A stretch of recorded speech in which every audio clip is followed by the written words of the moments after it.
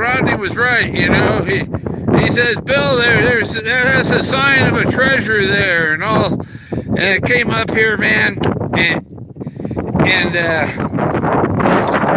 I knew it'd be right up here in the saddle of the hill here. See, there's one part of the hill, and there's the other side, right in this saddle here.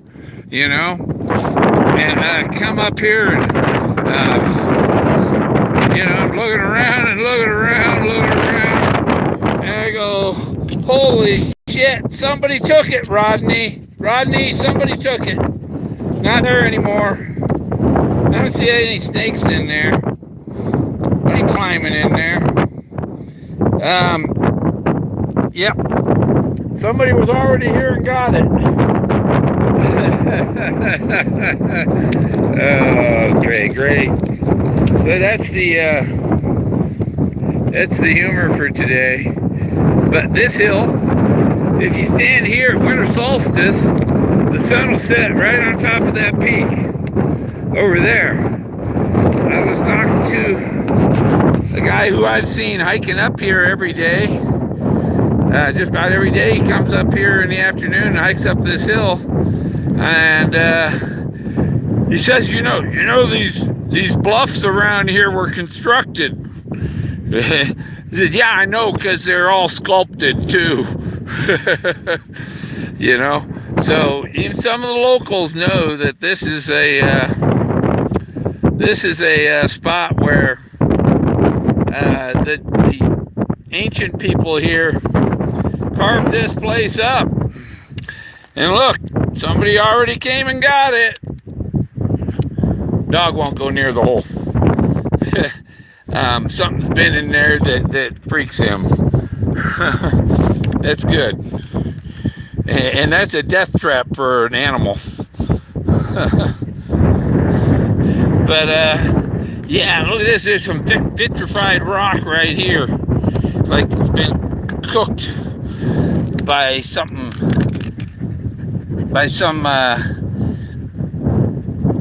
asteroid event or something. I think these people knew how to cook rocks. If they built these hills, these are like Indian mounds. I want to try something out here with my phone, because I'm at, these phones, they don't make them so you can hold them, and they're not a holdable thing, really. You got to have them on something. Stand them on something. I'll try and turn that away from the wind, though. So I'm going to put this on my walking stick. This is my walking stick today. This guy got a camera mount on the top, so it's a monopod, too. And I'm trying to put that on with one hand because I'm holding the damn phone.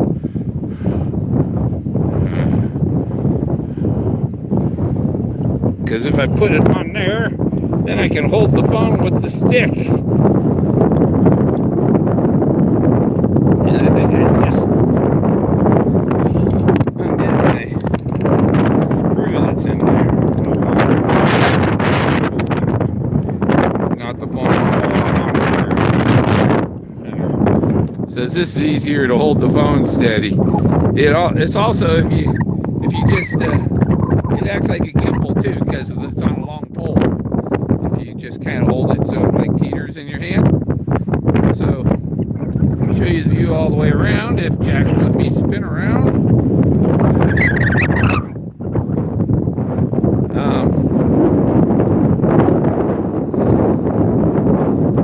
Sounds like I'm in a tornado. Yeah. When I hiked up here, there was no wind. I can't do anything about the wind. That's Mother Nature. I cup my hand over the microphone. That's about all I can do is cup my hand over it. But these hills were constructed. And coming on up here, I was looking for arrowheads and stuff. And you see there's the two peaks I was looking at yesterday over there that were peeping up over the hill from the sundial, so this is from right here through there.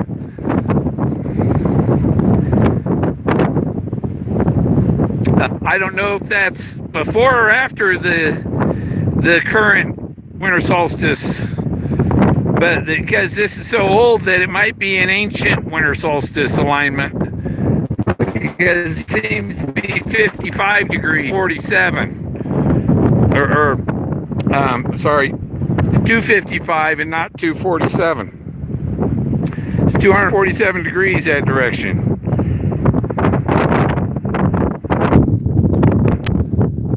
Can we see it from over here? I got a picture of a little horny toad. See if we can see it from over here. Where is it, Jack? Oh, a little less wind on this side anyhow. Yeah, just over the hill. You see the movie screen? That's the drive-in theater over there. So I can come up here with my telescope and watch movies. That's the Sangre de Cristo Mountains over there.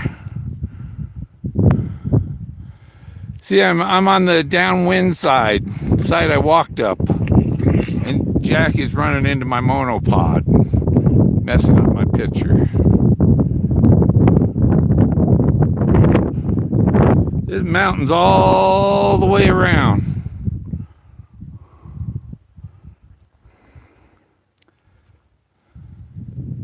Some rain over there.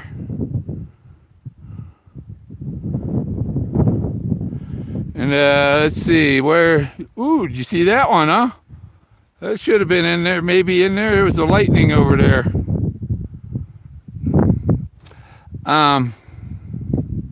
Where is it? Over there, those hills over there, that's Del Norte. And back the other side of the movie screen was Monte Vista. Look at that thunderhead over there, man. That's a big one. That'll be coming on Salida.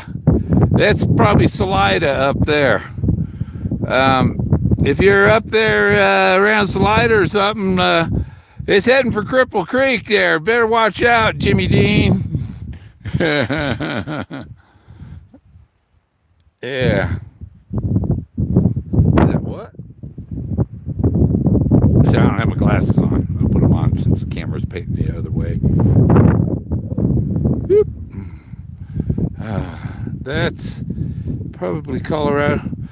No. I'm looking up the San Luis Valley. That's above. I'm looking from between near Monte Vista across. That's Sagosh up there, and that's toward. Oh, what is it? Oh, there's a lake up there, and it was one of the places I searched. It was like a lake at like 9,000, 10,000 feet up there.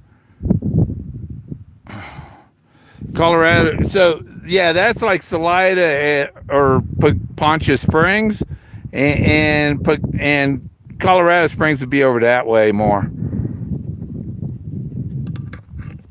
Or because Pueblo's over that way. He keeps wanting to walk past my monopod here.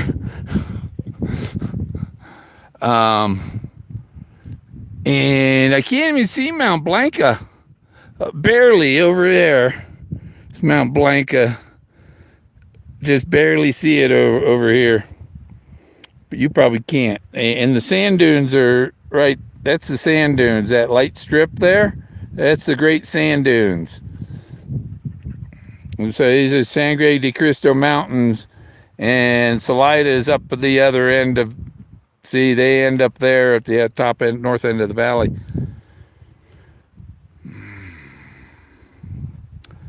So yeah, this storm over here is doing some lightning. So let's see if we get one here quick.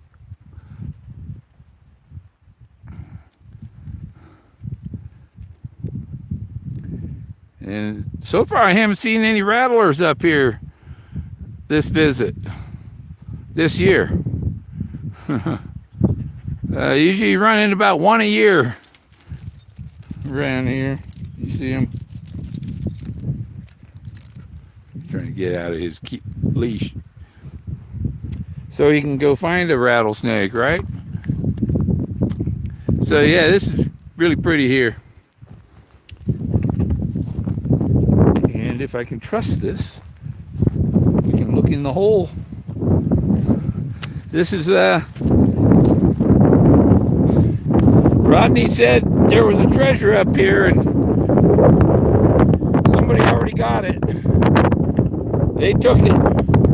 It's already gone, Rodney. Don't worry about it. I'll go find fans. That was a big one, man. They were up last night, all the lights pulling that thing out of there.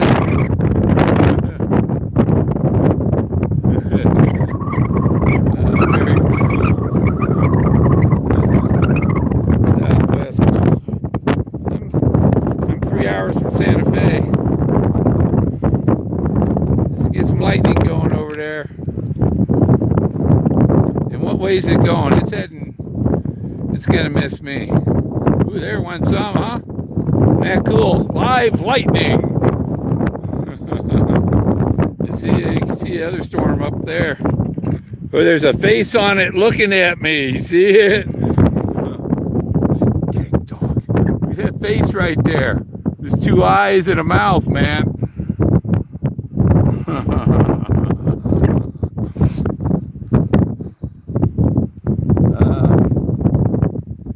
But I just wanted to come up here and did a somebody took it video. It was there. It was there. I can smell the gold was here, you know. I see cans in there.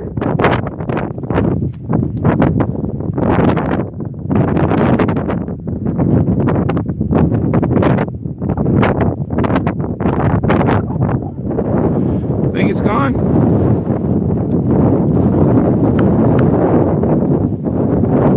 I'll touch the phone there. You have to tap the phone 3 times, and then it thinks you tapped it twice.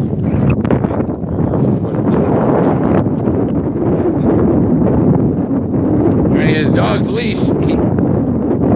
I timed my belt, and he just wants to do circles around me. I need like a hula hoop thing going around there. But yeah, this is a cool spot. It's a nice. There's lots of. No matter where you go, there's places to go looking around. And I found stuff here too, you know. I'm trying to go down the hill, and he's walking across the front of me, trying to go across the hill. I have to keep his leash like a foot long so that he stays on my right side. Because, see, I'm going down this thing here and I don't want to fall on my ass. And that dog tries to get me to fall on my ass constantly. He drags me. My cousin Dave Hill would probably like him for a sled dog. Because he has this anxiety. I don't know, can I get anxiety pills for a dog? Because I'm going along and he's just, you know, spending 10 times the energy he needs to, trying to drag me along.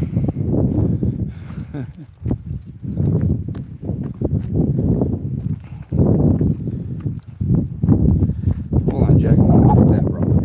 The one you're standing on. Yeah.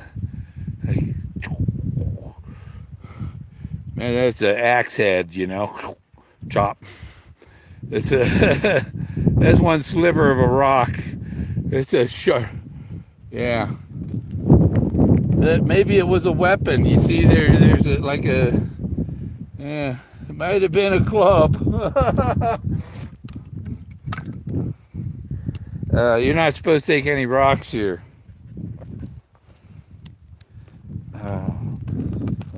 But if I see an arrowhead, I found it somewhere else. Oh, see, I'm making a mistake. I put on the glasses to read your stuff. Don't wear magnifiers while you're hiking on a hillside. Look at what Jack's doing to me. Look at him, see? He's tied up over on this right side, and you see him over here, over behind my left side.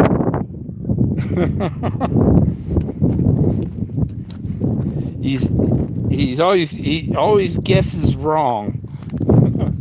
I guess you want me over here. And then you can see, this is my RV and car down there. Right. If you can see it, they're tiny. So I just climbed, walk back down there.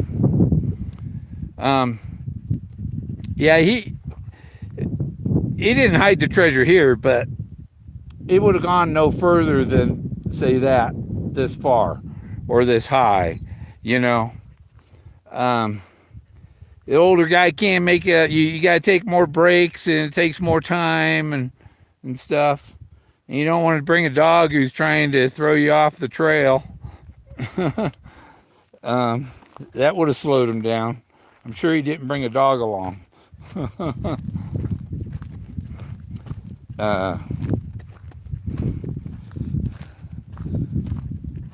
It's nice to let the dog run, but when they encounter the wild things, it's what does it say?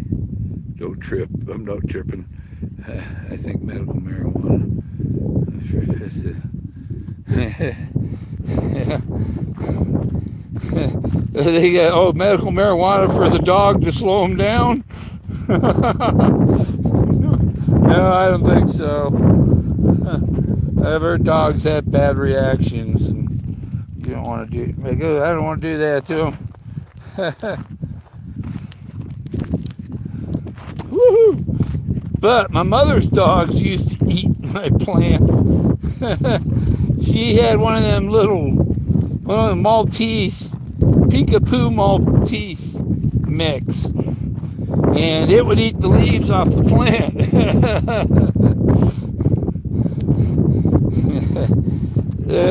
The animals love it. I know people in Oregon, they got to grow their stuff up on a stand up high so that the deer don't eat it.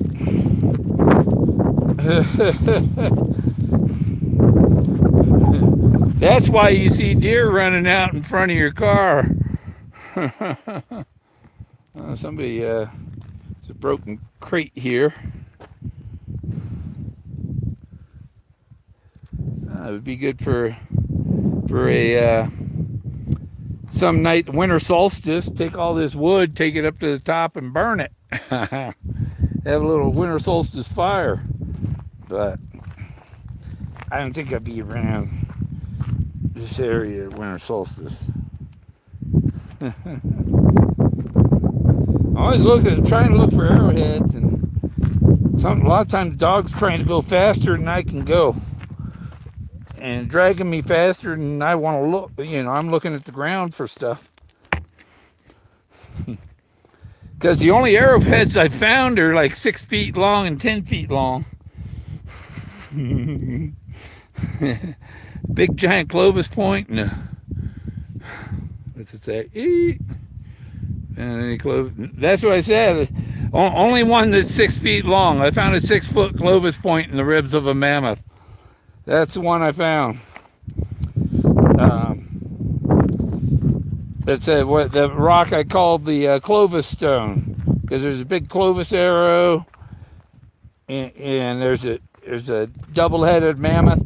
See, sometimes they'll have a mammoth thing. They'll have a head on each end, and it looks like an omega.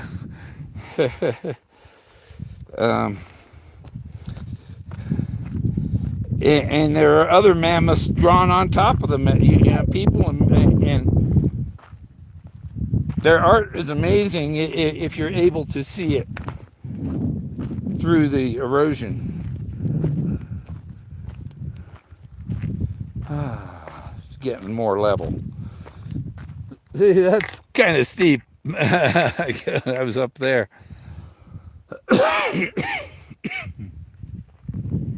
And there's my cell tower right over there, so not having trouble with that. When I lost signal the other day, it's because I was on the other side of this hill, and I got close to the cliff where I was blocked.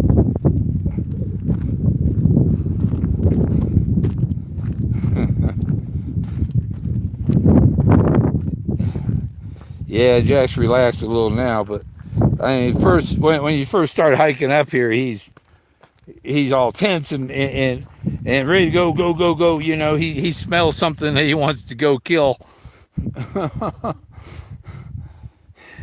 he's gonna drag you along.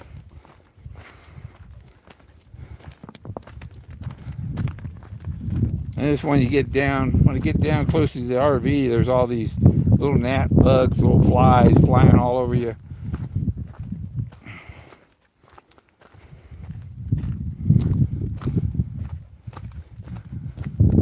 See, he's being good, aren't you, Jack?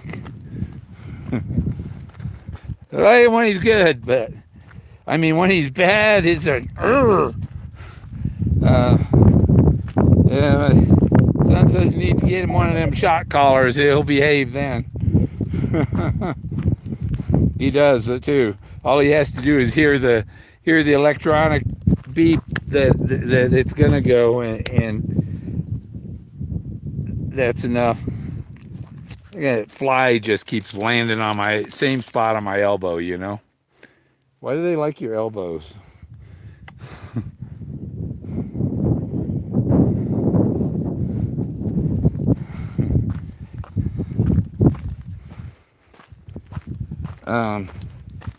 Anybody say anything? Anybody say anything? Here we go. Will you share your search area? Archaeologist.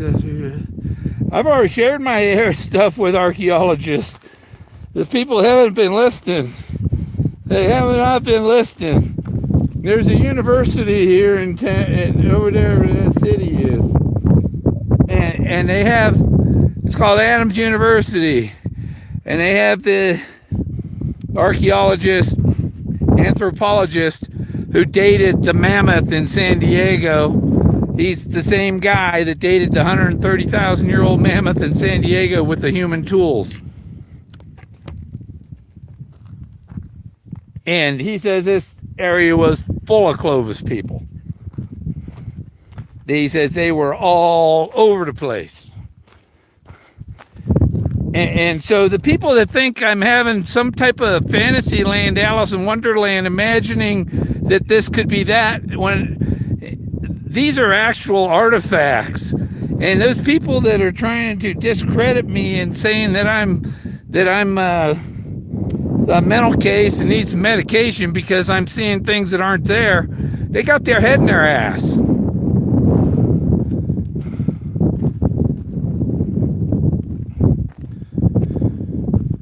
I don't see shapes in rocks. I don't see faces in rocks. I see ancient archaeology. Occasionally you see some things that are, I don't know, but most everything is carved here, so you got to look at everything really hard because, you know, well, so, and that's why you try and get a collection of the very best images. Yeah, you know, like I'll have probably 40 or 50 images. It'll be the very best that I'll put in a paper or a book about it, you know. And the ones that take somebody with an expert mind and reasoning of the shapes and determining what's in. I mean, it's not just faces; it's entire scenes, funeral scenes, and people hugging elephants and guys in thrones, Egyptian gods, you know.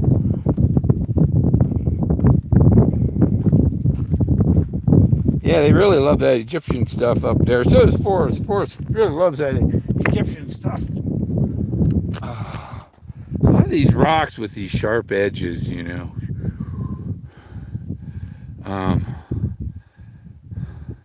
It was a tool or something. I don't know. It's something they threw and went at Benedict. Some might have been projectile weapons, but there's nothing that's like a chipped arrowhead I see yet. But the guy I talked to, he comes up here. He parks his car right by my RV every day and hikes up here. So I was asking him if he'd been up here at the winter solstice and know if the alignment was there with this Dog Mountain is the other mountain. That's the high peak over there. It's the winter solstice alignment with this. See, you can probably see the saddle a little better up. See, there's a saddle right here in the middle. And that's where I was up. We were up there. And that's where there's that pit there. And I knew that. I was at that pit 2 years ago and knew it was there. And I see all these videos. The guy, somebody already took it. Somebody was there, and here's the hole it left. so I had to do a somebody already took it video. Yeah, that's what that's about. Still going down a hill. It's maybe a 20-degree slope. Not like up there was. It's probably a 45-degree slope up there, and we went to the 30, and we're getting less and less slope the more we go down here. But according to that guy I talked to coming up here, all these are all constructed mounds. These are Indian mounds or temples, you know. And since I got Anubis and Enki and all them up here, Egyptian gods that are twice as old as Egypt, they probably came from here and went to Egypt. And if you look up, there's Terry Carter just did a video. He went looking for some of the Egyptian hieroglyphs and stuff. And Terry, if you come see me, I'll show you where Anubis is. I'll show you Anubis. That says a whole lot, and it's only a 5-minute walk. You can actually see it from your car, but it's a 5-minute walk to get around to where he's at. You can get closer. I haven't gone closer yet. What I do is take some. I want to get some 3D image. Make some 3D images of them. You know, for rotating in a graphics thing, like, you know, make 3D models of them. Or what would be really neat is print. You take a picture of you do the 3D modeling of the wall with Anubis on it, and then print it with a 3D printer. Great big 3D printer that, you know, does poster size, and you could, or you could, you know, print a small version of it. Except there's some micro designs in it. Like in Anubis' scepter, there's a whole crowd of people there going in and heading up the ramp and going off into the vortex to heaven. And Anubis was found at the entrance to King Tut's tomb, guarding his treasure. Anubis is a guardian of treasure and the dead. He's the usher to heaven.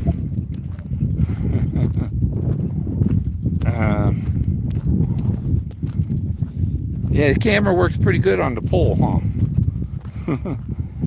All it is about a 4.5 foot or 4 foot stick of 3/4 inch EM electrical metallic tubing, electrical pipe.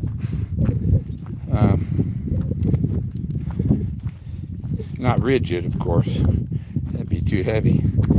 But the thing is, my walking sticks, I'd have walking sticks made of wood and stuff, and sometimes you trip and whoop, and that thing gets in between a couple other sticks or something and snaps.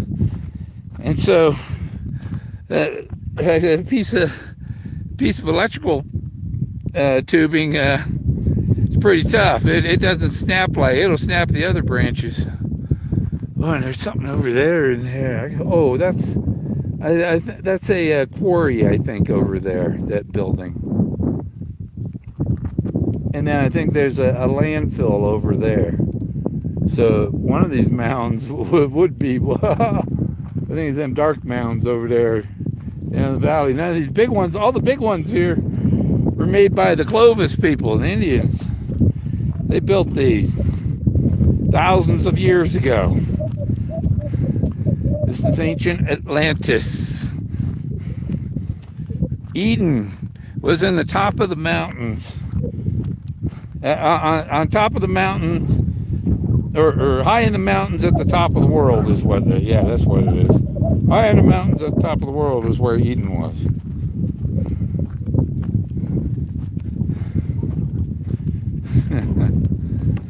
Oh. He's trying to pull me off the side of the trail over there. Oh. I'm going downhill all the way, or I would have been taking breaks. Not bad going downhill. I get exercise doing this. Treasure hunting. It keeps my heart in shape and keeps me going, keeps me breathing. Good for your health. I mean, you're not gonna. I'd say probably 85% of the treasure hunt is sitting on the couch or sitting at the computer and researching and thinking and stuff. You know, I go out and get my pictures, and I come back and review all my pictures, looking for the shapes that are in his drawings or referencing his stories. Because some things, like his ball of string, do you need a drawing to show you his ball of string, or can you imagine what a ball of string looks like?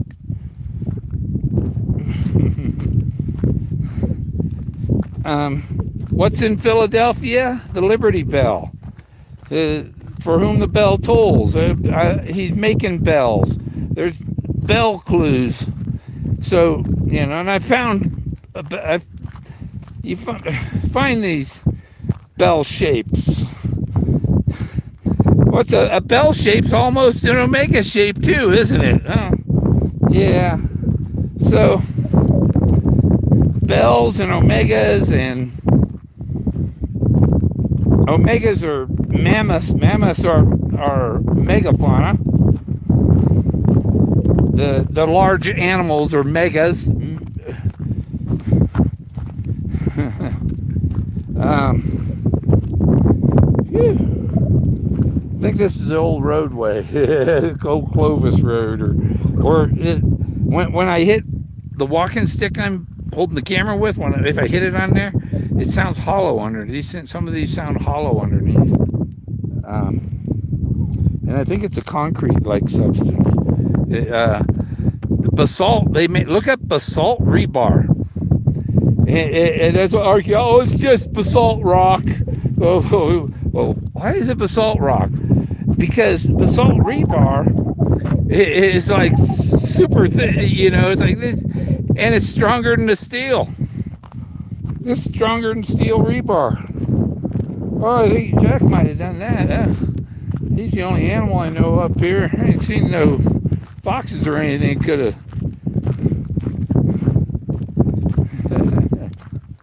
Somebody dug out here. There was a dam here, or they tried to keep it from washing away the hill.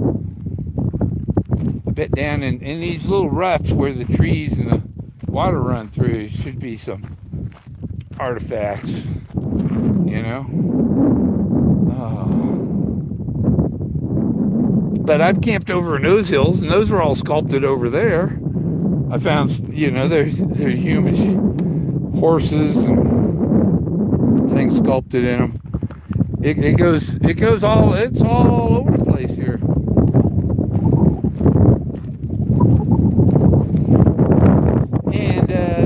Bears Ears National Monument, and the guy that he did years and years of the same thing I'm doing, taking pictures of it, documenting it, and recording it, and studying it, and it became a national monument. The thrill of the chase is about ancient archaeology, finding it, and looking back at how these people lived, and imagine what they might have been doing when they weren't doing anything. Dancing with the millennia. I'm dancing with the millennia. These people were millennia ago.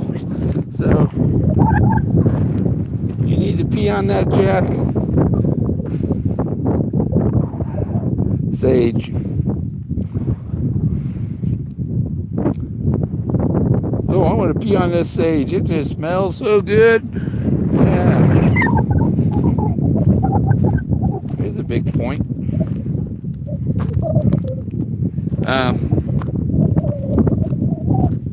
Yeah, it just rained, so I'm kind of looking for arrowheads or projectiles. Or the only thing I have is I have a Clovis knife. I have a skinning knife that I'm very sure is a knife and it's a chopping tool, because it has the point on the end.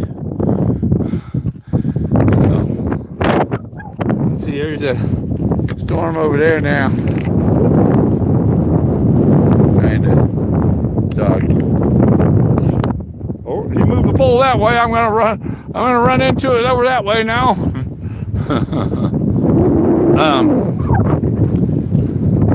Yeah, wind probably turn it this way, and the wind will.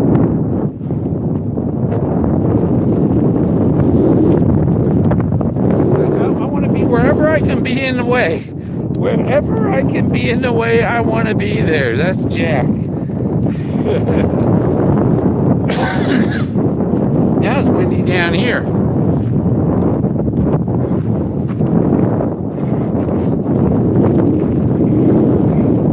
Just let him move over to the other side. Now he wants to be on the side he was on before. You know.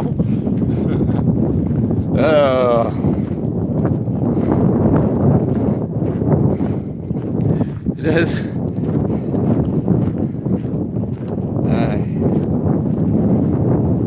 And he pulls on me. I have to pull back, and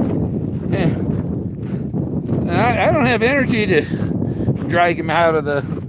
I'm dragging him along as much as he's dragging me along, and it just uses too much of my energy.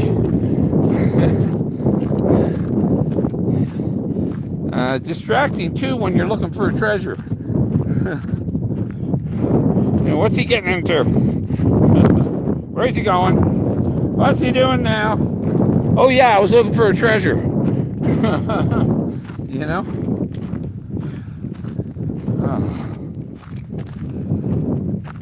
And my legs are starting to feel all wobbly now. Just that's the hill I was on right up there. That high one, that one there. So we just walked down the hill.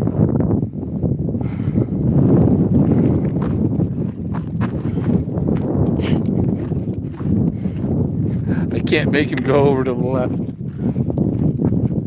Once I unhook him from the right and hold him with the left, if you hold him with the left hand, he'll run on the right side. If you hold him with the right hand, he'll go on the left side.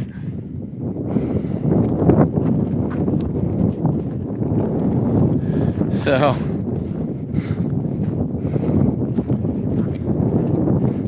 they can't give him enough leash to cross in front of you. You know?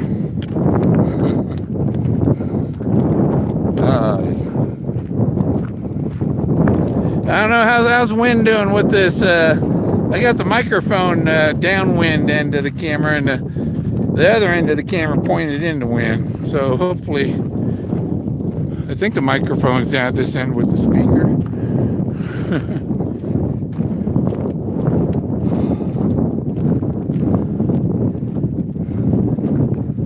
Yeah.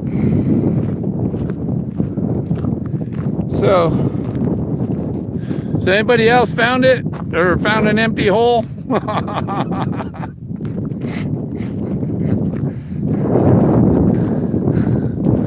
Yeah.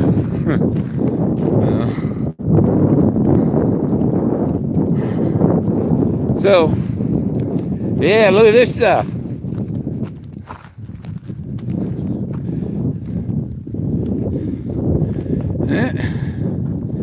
This is spine. Huh. I think that's a spine too. Is this two different animals maybe?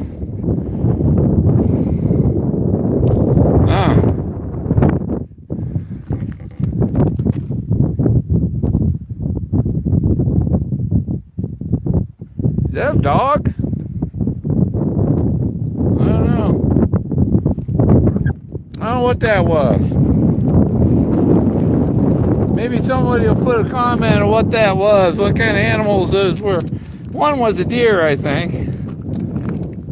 Maybe a sheep, because they do graze sheep here.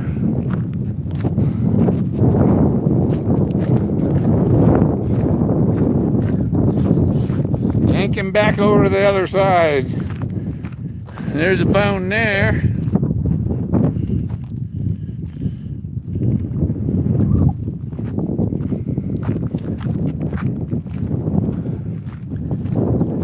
Yeah, see, there's my RV right there. I'll be real close now.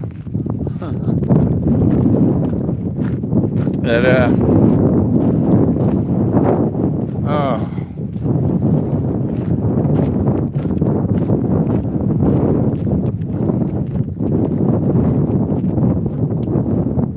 Yeah, all these rocks are, you know, there's probably some carvings in there and stuff.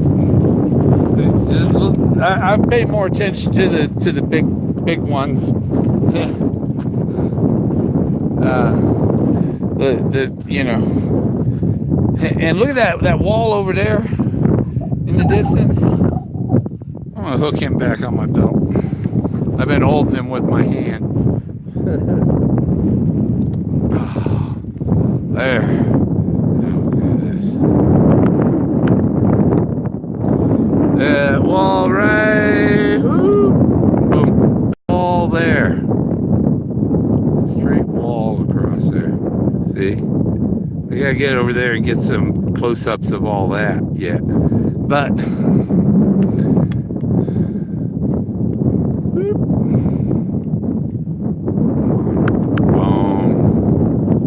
oh jeez. Okay. So you touch it, and it doesn't do it, and then it does it. It does it, and then it reverses what you did. You know. And what's with my computer? You know, I tell it to open a file that's on my computer, and it's like takes 5 minutes to even pull up the directory, because it has to check with Google to see if it's okay if I go there or what. You know. Why does my computer take so long to find its stuff on its own drive? It's something going on, you know? There's a lot of monitoring going on of everybody, and it's bullshit by corporations and the government.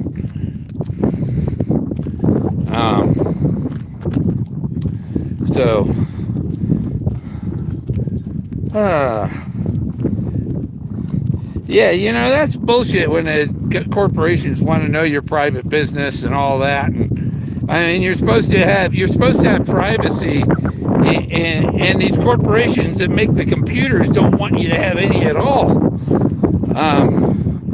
Even the government ain't allowed to do a lot of stuff these corporations do, you know? And these corporations, if the government ain't allowed to do it, then the corporations should be forbidden from doing it too, you know?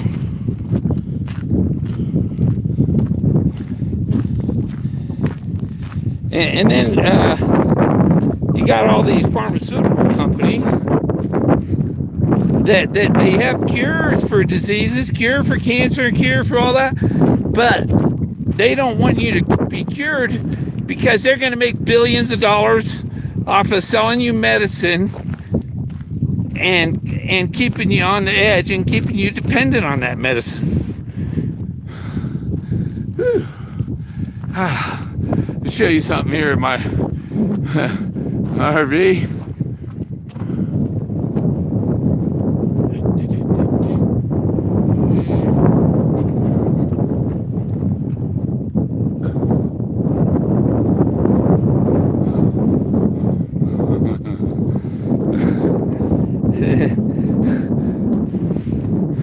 Yeah, I got, that's my assistant. I drink Skywalker tea. What do we got for?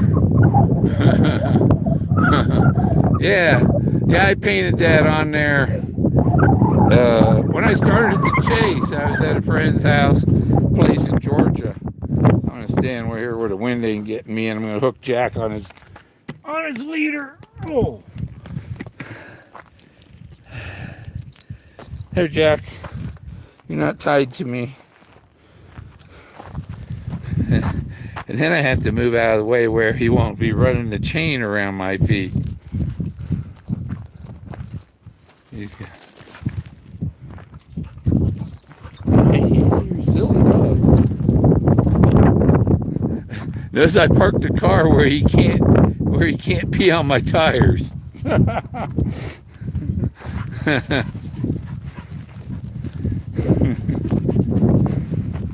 And they've been holding air since I got them tires fixed the other day.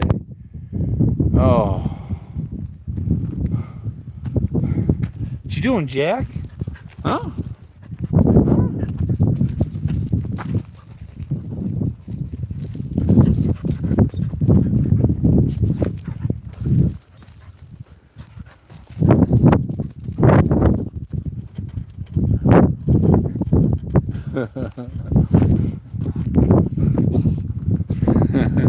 That's a crazy dog.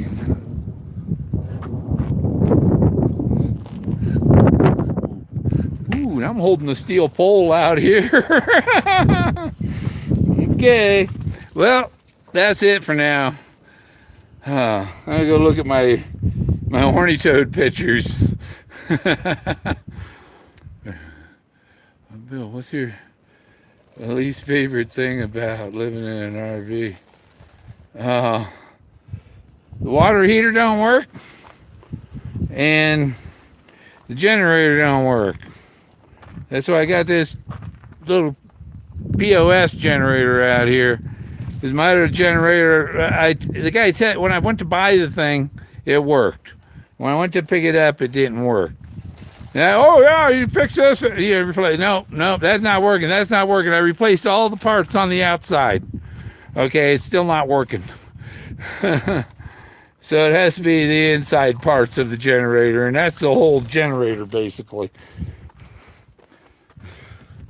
I gladly drop my generator off with somebody that can fix it. Yeah. Damn self. Yeah, when I picked up my RV, the thing didn't work. Didn't want to start. I think his technician took some parts off it that he needed for somebody else's motorhome and put their crappy parts on mine or something. I don't know. What you got, Jack? A bone, huh?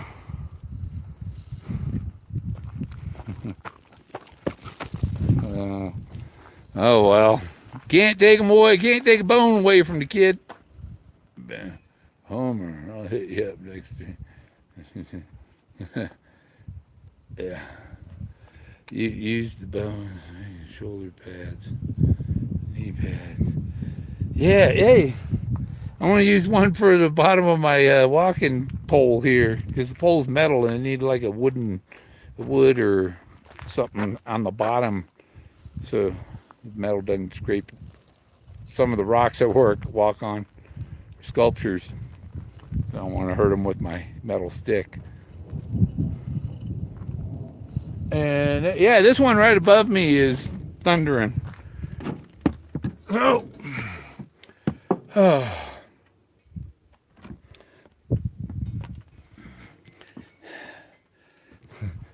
I have a life jacket here used. My wind chime's inside. I just have it hanging on the ceiling there. And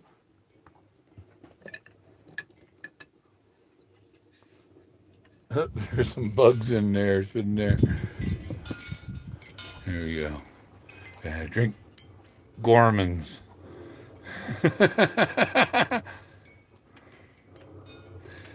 Oh, I guess I got to turn the camera around to show you that, huh? Yeah.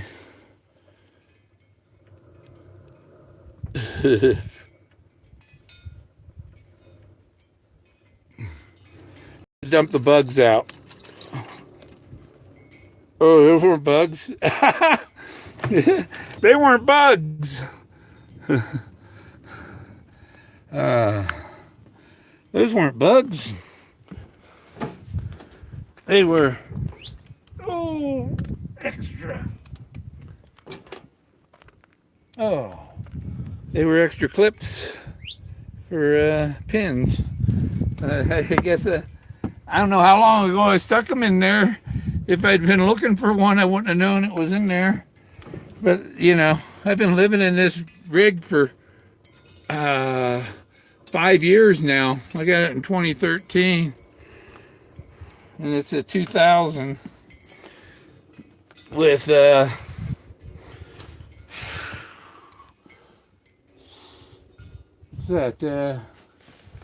what's it say?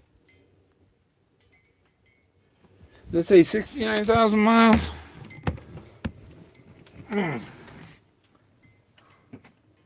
Yeah, it's got 69,000 miles on it, so, you know, I broke this window. It's a double pane, but the inside one is broken. And so I've got clear tape over it. It's because it's just shattered glass, but it's holding up. And if I took it out, I'd probably just put a blank panel in there. You know, I don't need a window up there. That's for helicopters up there. Oh. On my feet. And I got my drone here collecting dust. It's just collecting dust. And we got my buddy, the monkey. They don't monkey around here. This guy, I put him up here. He rides. Here, I put them there, and people coming by think that there's somebody sitting in here, you know. So it scares off would be robbers and things like that. And I took the TV out that was in here, and I got a 41-inch TV here that I just. Through the bungee holds it there when I'm driving, and the TV comes out, and I can put it anywhere here I want, you know. I haven't been watching much. There's no channels up here, so I don't really use it up here, and I just watch my movies on the computer more. But I can put stuff on that screen if I want. And I got here's my grandkids. There's Jack.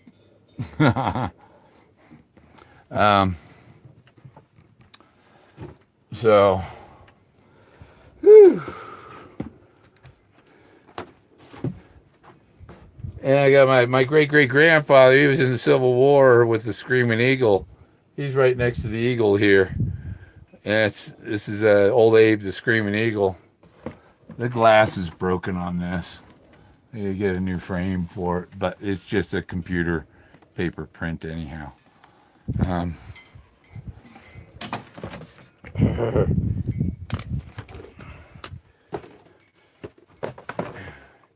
I try to keep some, you know, when they ship me my posters in these, so I might, you know, ship some out and need those. So You don't have storage room in an RV, so it's on the couch. But I could throw a lot of stuff in here out that I don't need. Where's C3PO? I don't know. I think he's in Vegas, ain't he? Ask Mike where he is. It's sweaty out there. Use the what? Use the shower pads and knee pads. Oh, there's more stuff down here I ain't been seeing. $40 to $62 for overnight stays, and figure out. Oh, I don't pay anything here. I'm tied up. I got my fanny bag around my neck because it was falling off my ass. I got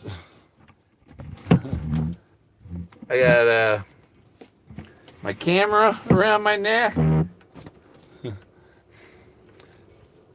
and the hat around my neck.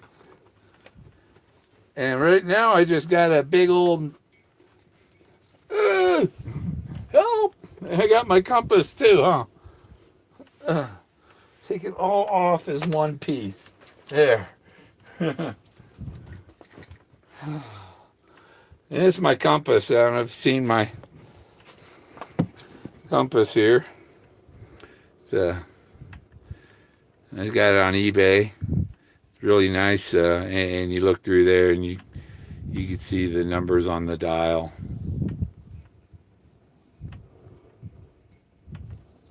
It'll tell you what angle.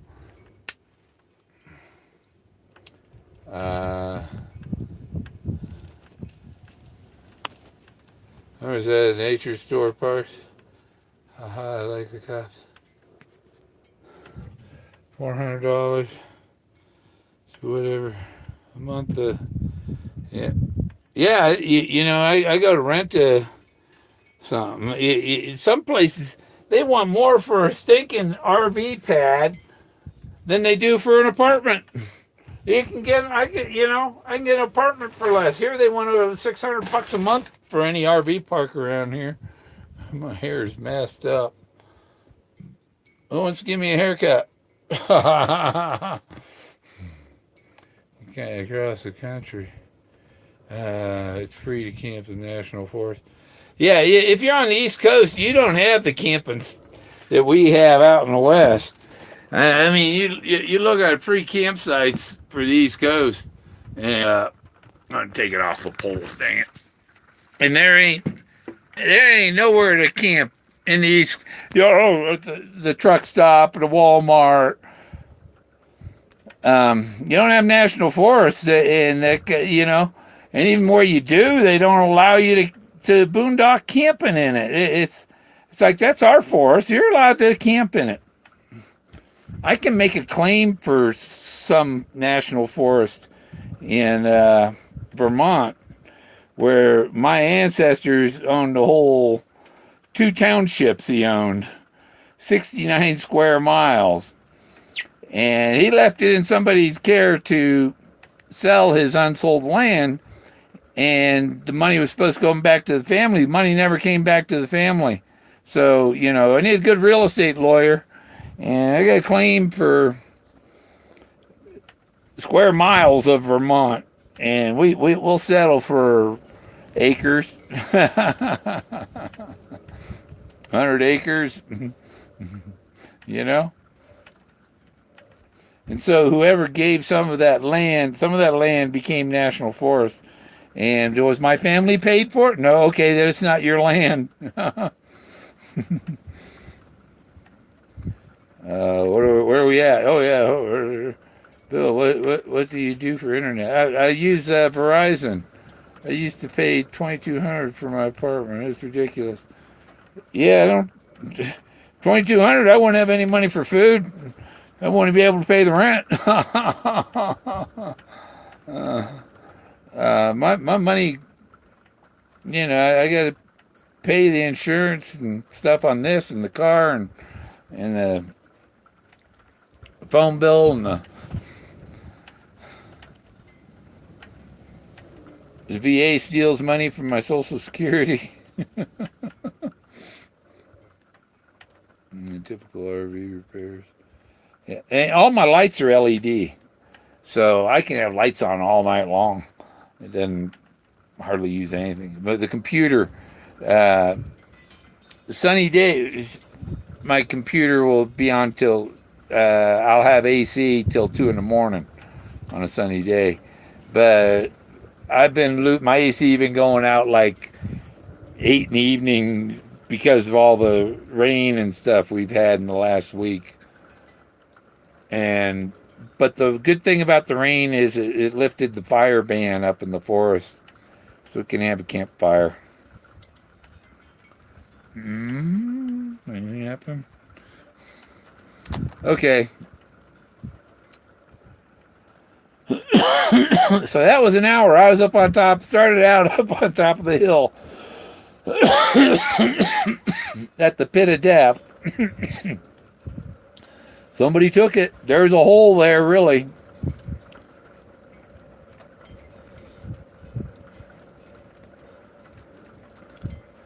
Wow. Because my car is fully insured, I just have liability on the RV because it's so old, and it's $200 a year for the RV. So it made my insurance payment go from like $79 to $89 or something like that. And that's fine with me. Oh, well, I get rain blowing in my window over behind me. Yep. So I gotta close these windows on this side.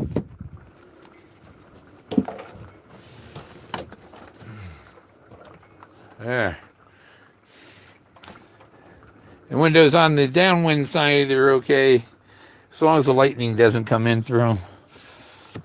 I was sitting at a friend's house, lightning right through his window, straight to his TV.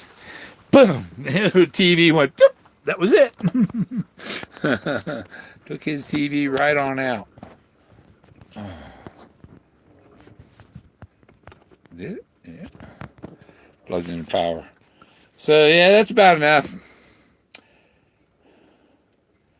Laura Lee, Sarah Lee Dalla. Sally. Oh, 2200.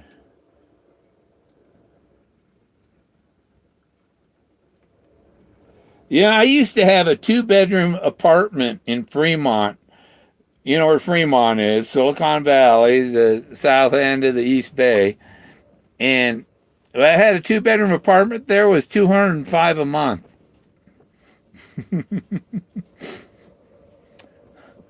And now that place is probably $2,000 a month. That's crazy. That reminds me, New York City. I knew this girl up in New York City, and you pay $2,000 a month for a room. And it's probably a lot more now because that was 89 or so when I went there. See some real estate broker had met. But yeah, I've been looking up galleries to try and email them some of my art and see if I can get a exhibit going.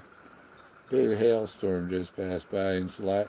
Yeah, that's the one I had the video. That was in my pitch. Look at the earlier part of this video, and you'll see that storm. I said that looks like it's up near Salida, and I was right. That's what that storm is. A big old. I saw the thunderhead from here. It's in this video. They said, "Is that Sawgash up there, and that storm's the other side up there near Salida." So, yeah, people don't know that. Like July, August is a rainy part of the year here. That's why this forest is so lush and green, because it's like a rainforest in the summer.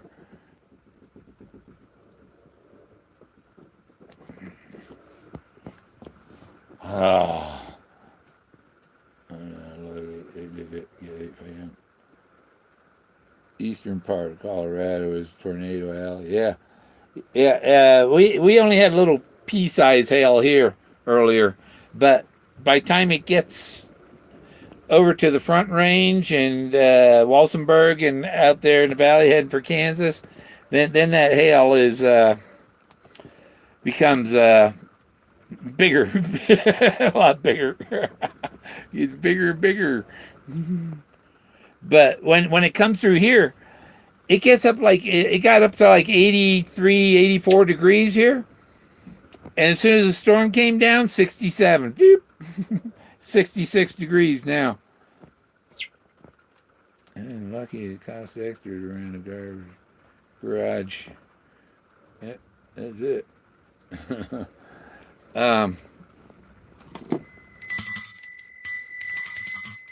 The bell.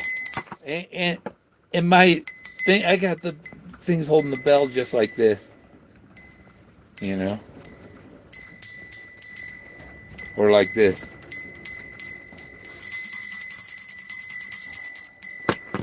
And it's his thumb. Notice the thumb over the Philadelphia Liberty Bell. The thumb, and I got that picture with the thumb on the bell.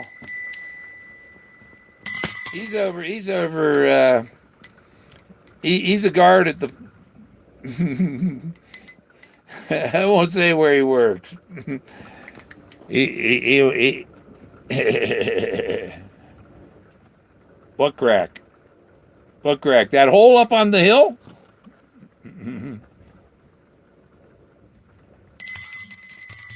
There's no cracks in this one. Just I think it's a bronze elephant on a brass bell. They're different colors. Because I found all the mammoths, I had to have a mammoth bell. See, he's got little ears.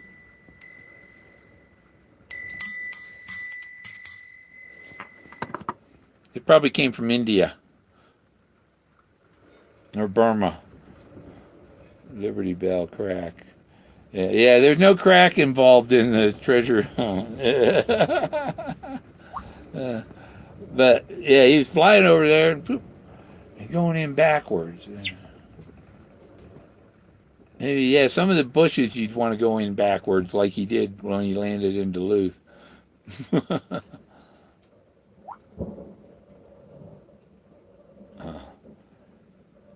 Yeah, he works for that base south of you there. Might see him at a gate one day. But I doubt you would have need to go to his base.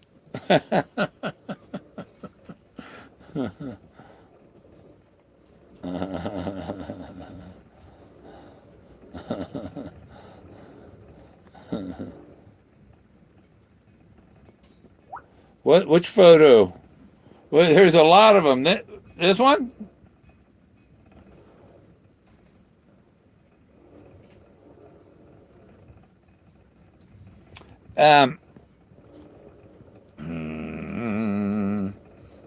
My dad was a Navy aviation airman, and he flew in the belly of a P2V spy plane. There was a bubble underneath. That's where the radio man was, in that bubble underneath the airplane, kind of. And he could tap out anything in Morse code. I don't know how Forrest Fenn's Morse code skills are, but I'm sure he was using it in his day too. My dad was in during the Korean War, and was actually probably at Memphis when Forrest went to Memphis and was diving off the diving board. And my dad was he was on the Navy swim team, beat guys who came back from the Olympics. Now, I don't know what picture you're talking about. This one here, there's my great-great-grandparents. C.D. Gorman and Mary Ellen Rogers. And her great-grandfathers were Ethan Allen and Colonel James Rogers as my great-great-grandmother. So, and the funny thing, my dad looked just like my great-great-grandfather. They look alike. Shelly was blinking. Probably got her mascara in her eye, or have some CoverGirl in there. And I want to buy stock in CoverGirl. I see that show, and I just want to go buy CoverGirl stock. Either that or stock for plaster of Paris. No, I'm kidding. Yeah. Yeah, probably people who are new to the search, they watch it and they go, why don't they ever mention these people? What's their prejudice with these people? I think they can buy stock in Mac.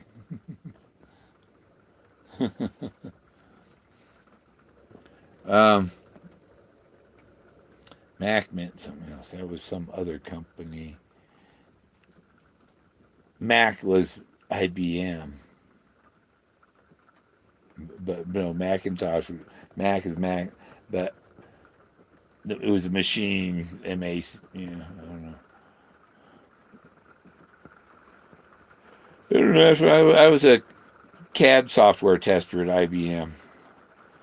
I tested IBM CAD in 89, 90 when I first moved to Colorado. And I made a trip to California. I had a couple days off to go to California and stuff. And when I got back, they laid me off. There's a little dickhead I worked with. We had to share an office. And I come in one day, and he's got the office split up so that, like, he's right there blocking the door and access to anybody getting back to where I was and stuff, and just being a dick and trying to run the show. And I don't get along with people. You know what is? I let him know, hey man, so you let him know that, hey, what the fuck you doing, and you get fired because you're speaking up because somebody's like cutting you off from the rest of the world. I'm trying to get to equity. Yeah. Me too. I think I had a little equity in my place, my land. I've had it almost a year, and got 4 years, maybe a little less left, because I think I had 4.5 years of payments or something like that. And then the land's all mine, and I can spend money on improving it. It's raining again now, so I got down off the hill in time. It's just totally wet out there. Dog's outside. He's probably underneath the RV. Paid for will be a happy day, yeah. Yeah, it would be a nice day when I got the well and the septic in there. I'm thinking about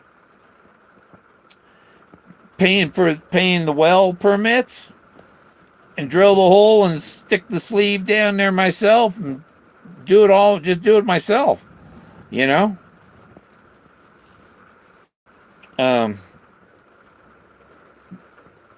Because I think it's all like lake bed. It can't be a bunch of, there's no bedrock or anything. It's in a big valley.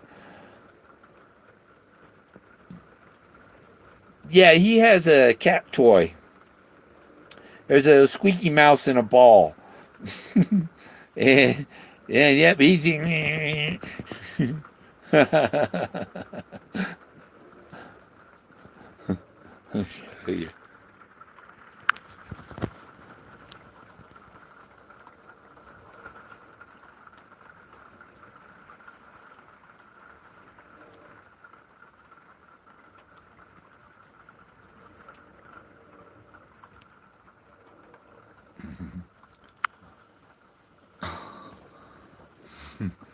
Yeah, he's up there.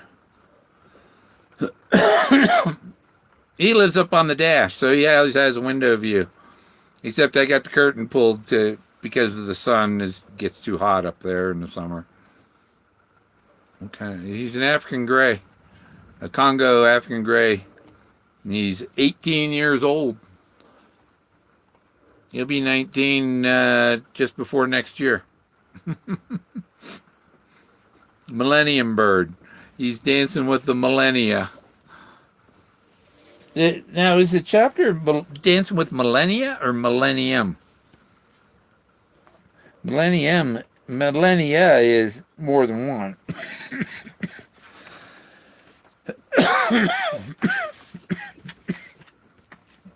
Millennium.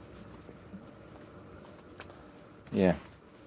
But he's dancing with it because he's talking about what are things like 1,000 years from now, or what were they like 1,000 years ago, or 10,000 years ago.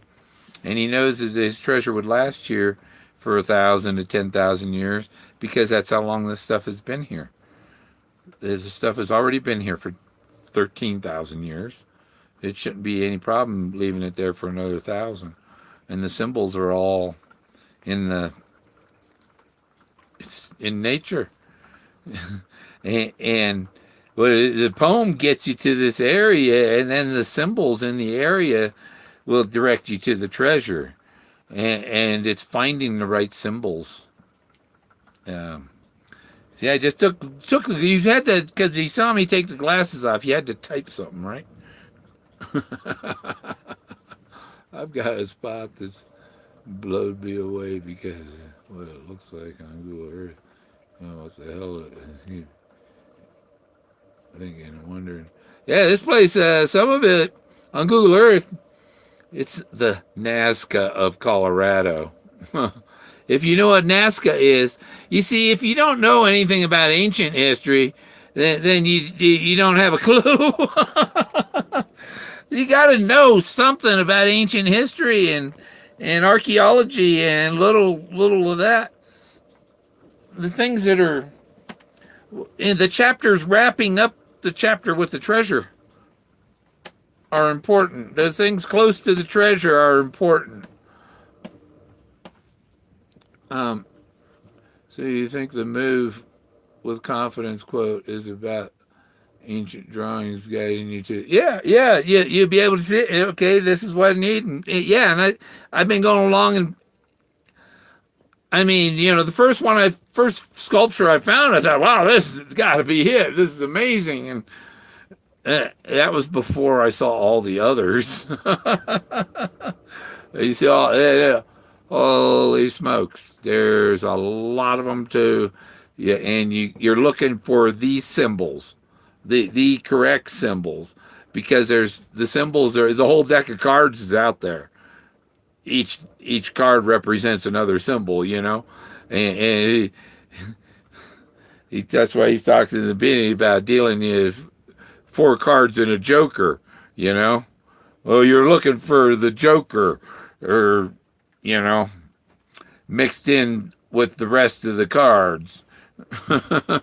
It's a blaze. It's a sign. Signs are a blaze.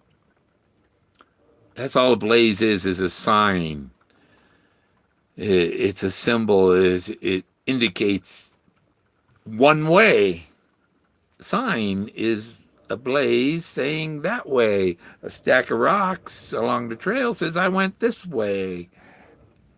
Or, you come in a split in the trail and you look, and just up the trail to the right is a stack of rocks. That's the way they went. I think that's how it works.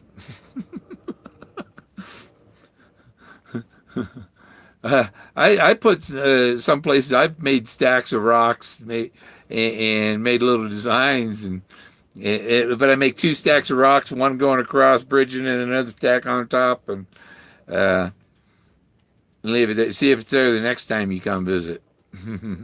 Probably not. But I did find that one stack of rocks in my fen zone that there were lichens growing on the rocks, and there was none underneath them, and so those rocks had been stacked there as long as those lichens have been growing there. And the anthropologist says they grow for the lichens around here grow for up to 1,000 years. So it was pretty old. Nobody ever said what picture I was asking about. There was lots of them there. This one here, that's Forrest Fenn right there. And that's Desert File. That's me.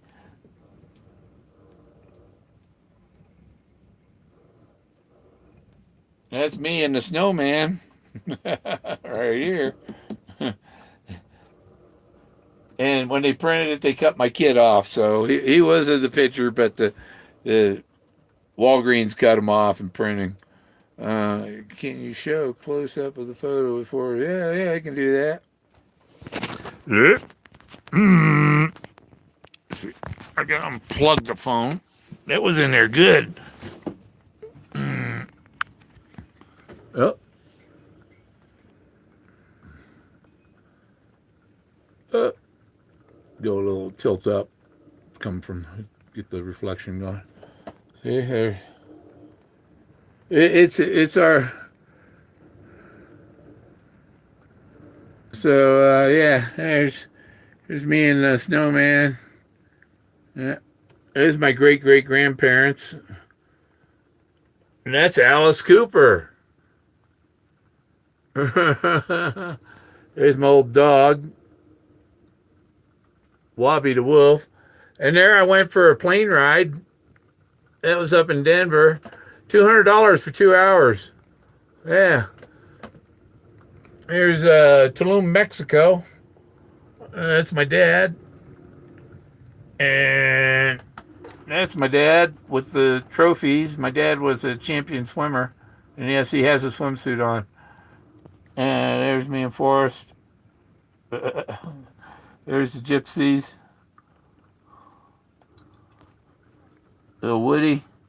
There's the wood. So horses. Yeah, he talks about the horses. These are the horses in the Salt. There's the cowboy, the deer, Miss Lichen. That's my dad and his brothers. My dad's on the right. This is a statue in Santa Fe. There's Togo. These are, this is the guy holding the princess. He's holding her in his hand. And she's sitting there. There's Golden Gate. There's Ronnie Montrose playing at my sister's bar. There's my snowman I made. A couple asses. I call them Toby and Shelley. Yeah. It's a tree at University of Oregon. And no horseshoes. And there's Grace Slick and Greg Chiquisco. And Togo and my dog, Jack. My parents. And the Mammoth Temples. That's Davey Patterson from Robin Trower Band. There's my dad on the left. Cactus and a bunch of other stuff. That's me with a couple of fish I caught. Hey, Forrest, let's compare our fish, huh? Yeah. I caught those. We catch 30-something inch fish, man. We get 32, 35 inches. Here's the mammoth temples.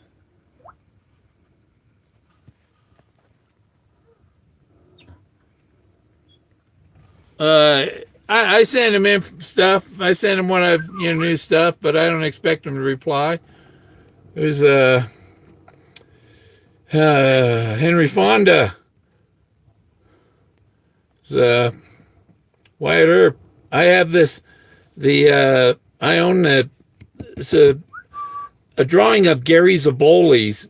He does covers for True West magazine, and it was one of he did a Henry Fonda, I guess there the OK Corral, Wyatt Earp or whatever, and I bought his original drawing on eBay, and I put it through this art program, and it did this to it, you know. So, and there's the time tunnel. Woody. A cat I had. Me and the sick. The Clovis people. Okay. And Bigfoot.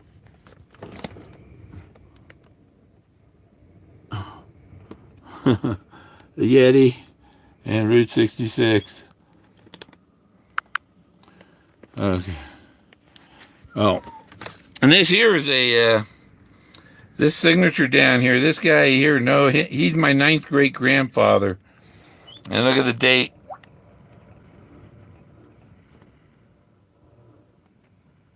December 3rd, 1739. Land unto Gateway of land on the east of the wrong hill. It begins. See, this is like its poem. It begins where warm water halts. It begins at a roll oak. So it starts at an oak and goes to it's quite a bit like the poem. English given names. I'll give you a clue. There's a German given name. It's German. Remember, he spent some time in Germany. He has to have something German. Something from everywhere. Yeah. Oh, my. Yeah, he has some German in it. There's a German blaze. It really is. And people would have never thought. Oh, it's just a name. No, names have meanings, too. They have origins. Where did the name originate? Where did that name originate? So some places have names that you think it's just somebody, but even Bob originated somewhere. Robert. Where did Robert originate? Oh, Robert the Bruce. Okay. Or in my family, the Roberts originated from Robert Rogers. His probably came from Robert the Bruce because they were Scotch-Irish. Robert the Bruce was an Irish king or Scottish king. And I'm descended from his sister. I'm descended from Robert the Bruce's sister, Christina. She's my ancestor. And I'm descended from Lady Godiva, who people don't know. Lady Godiva was at least 60 years old when she made her ride. Wasn't the young thing that they show you and tell you in the tales, She was the tax collector's wife, and the young women are not usually high enough up in society to be the tax collector's wife. You have to have been part of that a long time. I would still like to see what. What do you want to see? See what? Is Bob Mountain can change, but the name Bob will always have the same origin. Yeah. Um, uh, but look into the name Al.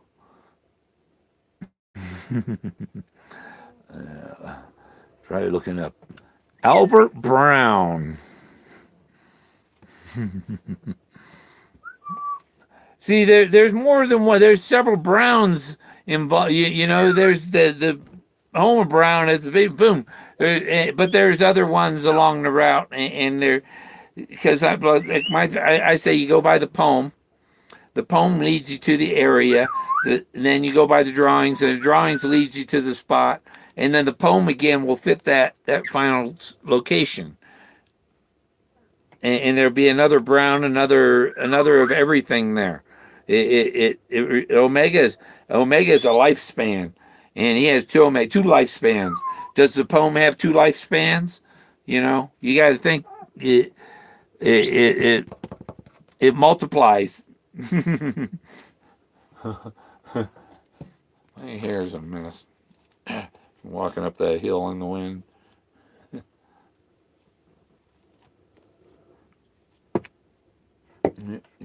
You have interpret the capital B.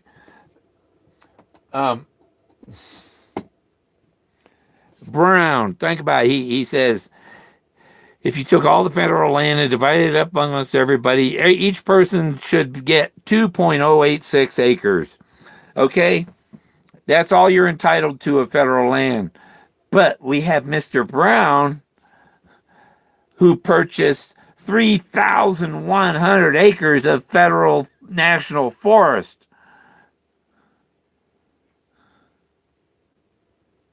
It's a direct reference to him. It's a direct reference to how much land should anybody deserve. And hey, this guy, he has 3,100 when all he deserved was 2.086 acres. Yes, he had 3,100 acres of the San Juan National Forest. His name was David Jennings Brown, and he died in 2013. He sold the property in 2010. I seen that one article says it sold for 41 million, and that was 2010. And in 2013, it sold for 91 million. And you can go buy a lot, a 5-acre lot, for or 35-acre lot for $5 million. I told a friend of mine who's who's a realtor moving to the area. I said, "You want to sell those lots? You're 10%, 10% real estate fee would be quite a bit." Yeah, I found this out there.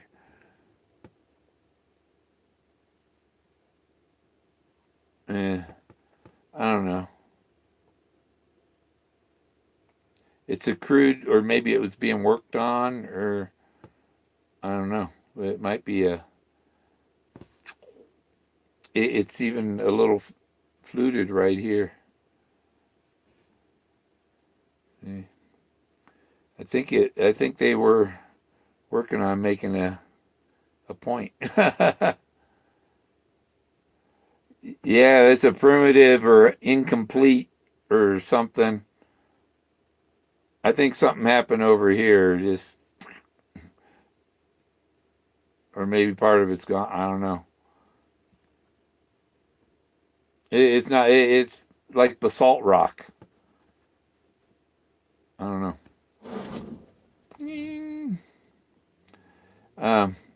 But it seems to have a little like there's a design on this side too. So maybe it was just a shelf piece, you know.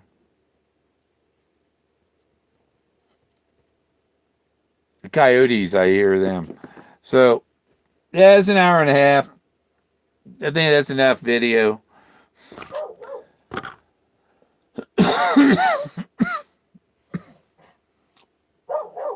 Why is Palma so soft? It's just dust. Basalt. Like I was saying, basalt, they use, look up on the internet, search basalt rebar. And it's tougher than any steel rebar. And it doesn't rust because it's basalt, it's rock.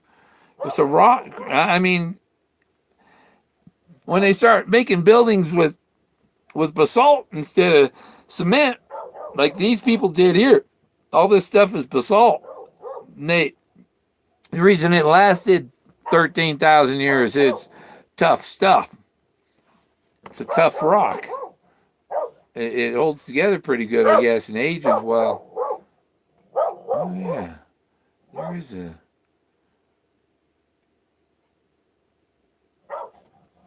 Yeah, I'm pretty good at finding shapes in rocks, even if some that are maybe not really there.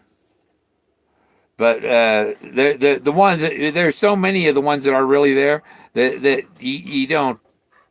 Yeah, there's no question to me, and I get my critics continue to ignore that I had an academic PhD in geology and anthropology confirmed my site and what I found in the rocks. Safe upon the solid rock and an ugly houses stand, come and see my shining palace built upon the sand. Yeah, it's amazing what's here, and when I've seen some of the stuff up there, then I started looking for the stuff down in the valley because I knew they had to have temples down in the valley too, not just up on a mountain. Anywhere along the Rio Grande and along the San Juan down the Colorado River and anywhere, the Egyptian stuff in the Grand Canyon and all, that's all related to this here. Okay?